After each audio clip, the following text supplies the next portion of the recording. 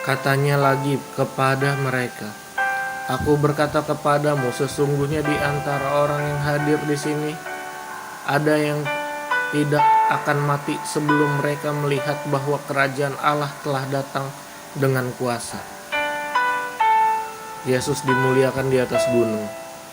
6 hari kemudian Yesus membawa Petrus, Yakobus, dan Yohanes, dan bersama-sama dengan mereka ia naik ke sebuah gunung yang tinggi. Ia di situ mereka sendirian saja. Lalu Yesus berubah rupa di depan mata mereka, dan pakaiannya sangat putih berkilat-kilat. Tidak ada seorang pun di dunia ini yang dapat mengelantang pakaian seperti itu. Maka nampaklah kepada mereka Elia bersama dengan Musa, keduanya sedang berbicara dengan Yesus. Kata Petrus kepada Yesus, "Rabi, betapa bahagianya kami berada di tempat ini. Baiklah kami dirikan 3 kemah, satu untuk engkau, satu untuk Musa, dan satu untuk Elia." Ia berkata demikian sebab tidak tahu apa yang harus dikatakannya, karena mereka sangat ketakutan. Maka datanglah awan menaungi mereka, dan dari dalam awan itu terdengar suara, "Inilah anak yang kukasihi, dengarkanlah dia." Dan sekonyong-konyong waktu mereka memandang sekeliling mereka, mereka tidak melihat seorang pun lagi bersama mereka, kecuali Yesus seorang diri. Pada waktu mereka turun dari gunung itu, Yesus berpesan kepada mereka supaya mereka jangan menceritakan kepada seorang pun apa yang telah mereka lihat itu, sebelum Anak Manusia bangkit dari antara orang mati. Mereka memegang pesan tadi sambil mempersoalkan di antara mereka apa yang dimaksud dengan bangkit dari antara orang mati. Lalu mereka bertanya kepadanya, "Mengapa ahli-ahli Taurat berkata bahwa Elia harus datang dahulu?" Jawab Yesus, "Memang Elia akan datang dahulu dan memulihkan segala sesuatu. Hanya bagaimanakah dengan yang ada tertulis mengenai Anak Manusia, bahwa ia akan banyak menderita dan akan dihinakan? Tetapi aku berkata kepadamu, memang Elia sudah datang dan seorang memperlakukan dia menurut kehendak mereka, sesuai dengan yang ada tertulis tentang dia." Yesus mengusir roh dari seorang anak yang bisu.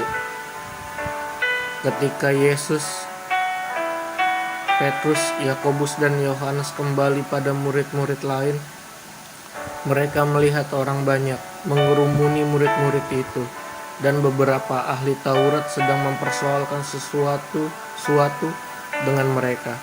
Pada waktu orang banyak itu melihat Yesus, tercenganglah mereka semua dan bergegas menyambut dia. Lalu Yesus bertanya kepada mereka, "Apa yang kamu persoalkan dengan mereka?" Kata mereka dari gunung banyak itu, "Guru, anakku ini kubawa kepadamu, karena ia kerasukan roh yang membisukan dia. Dan setiap kali roh itu menyerang dia, roh itu membantingkannya ke tanah. Lalu mulutnya berbusa, giginya berkertakan, dan tubuhnya menjadi kejam. Aku sudah meminta kepada murid-muridmu supaya mereka mengusir roh itu, tetapi mereka tidak dapat." Maka kata Yesus kepada mereka, "Hai kamu angkatan yang tidak percaya, berapa lama lagi aku harus tinggal di antara kamu? Berapa lama lagi aku harus sabar terhadap kamu? Bawalah anak itu kemari." Lalu mereka membawanya kepadanya.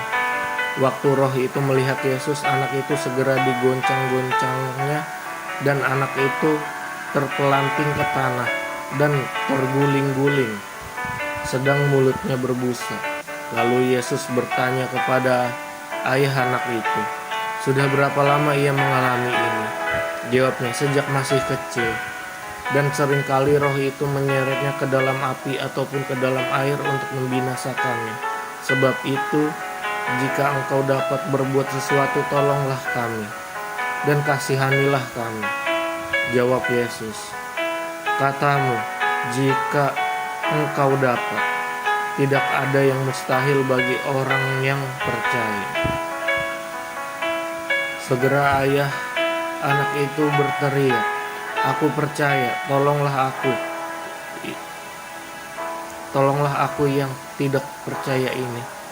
Ketika Yesus melihat orang banyak makin datang berkerumun, ia menegur roh jahat itu dengan keras, katanya, hai kau roh yang menyebabkan orang menjadi bisu dan tuli, aku memerintahkan engkau, keluarlah daripada anak ini, dan jangan memasukinya lagi.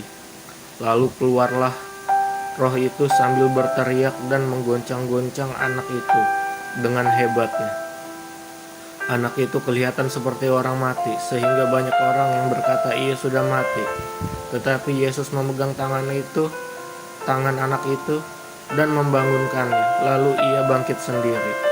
Ketika Yesus sudah di rumah dan murid-muridnya sendirian dengan dia, bertanyalah mereka, mengapa kami tidak dapat mengusir roh itu? Jawabnya kepada mereka, jenis ini tidak dapat diusir kecuali dengan berdoa. Pemberitahuan kedua tentang penderitaan Yesus. Yesus dan murid-muridnya berangkat dari situ dan melewati Galilea, dan Yesus tidak mau hal itu diketahui orang, sebab ia sedang mengajar murid-muridnya. Ia berkata kepada mereka, Anak manusia akan diserahkan ke dalam tangan manusia, dan mereka akan membunuh dia. Dan 3 hari sesudah ia dibunuh, ia akan bangkit. Mereka tidak mengerti perkataan itu, namun segan menanyakannya kepadanya, siapa yang terbesar di antara para murid. Kemudian tibalah Yesus dan murid-muridnya di Kapernaum. Ketika Yesus sudah di rumah, ia bertanya kepada murid-muridnya, apa yang kamu perbincangkan tadi di tengah jalan? Tetapi mereka diam, sebab di tengah jalan tadi mereka mempertengkarkan siapa yang terbesar di antara mereka. Lalu Yesus duduk dan memanggil ke-12 murid itu. Katanya kepada mereka, jika seseorang ingin menjadi yang terdahulu, hendaklah ia menjadi yang terakhir dari semuanya dan pelayan dari semuanya. Maka Yesus mengambil seorang anak kecil dan menempatkannya di tengah-tengah mereka. Kemudian ia memeluk anak itu dan berkata kepadanya, Barang siapa menyambut seorang anak seperti ini dalam namaku, ia menyambut aku. Dan barang siapa menyambut aku, bukan aku yang disambutnya, tetapi dia yang mengutus aku. Seorang yang bukan murid Yesus mengusir setan. Kata Yohanes kepada Yesus, Guru, kami lihat seorang yang bukan pengikut kita mengusir setan demi namamu. Lalu kami cegah orang itu, karena ia bukan pengikut kita.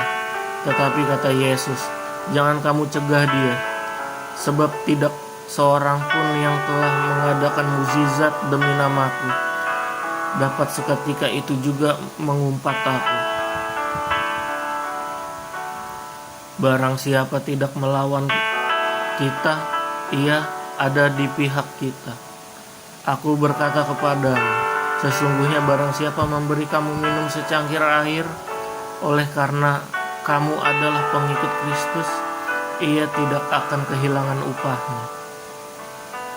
Siapa yang menyesatkan orang tentang garam? Barang siapa menyesatkan salah satu dari anak-anak kecil yang percaya ini, lebih baik baginya jika sebuah batu kilangan diikatkan pada lehernya, lalu ia dibuang ke dalam laut. Dan jika tanganmu menyesatkan engkau, penggallah, karena lebih baik engkau masuk ke dalam hidup dengan tangan kudung daripada dengan utuh kedua tanganmu dibuang ke dalam neraka, ketika dalam api yang tak terpadamkan. Di tempat itu ulatnya tidak akan mati, dan apinya tidak akan padam. Dan jika kakimu menyesatkan engkau, penggalah, karena lebih baik engkau masuk ke dalam hidup dengan timpang daripada dengan utuh kedua kakimu dicampakkan ke dalam neraka. Di tempat itu ulatnya tidak akan mati dan apinya tidak akan padam. Dan jika matamu menyesatkan engkau, cungkilah, karena lebih baik engkau masuk ke dalam kerajaan Allah dengan bermata satu daripada dengan bermata dua dicampakkan ke dalam neraka, di mana ulat-ulat bangkai tidak mati dan api tidak padam. Karena setiap orang akan digarami dengan api. Garam memang baik, tetapi jika garam menjadi hambar, dengan apakah kamu mengasinkannya? Hendaklah kamu selalu mempunyai garam dalam hidupmu, dan selalu hidup berdamai yang seorang dengan yang lain.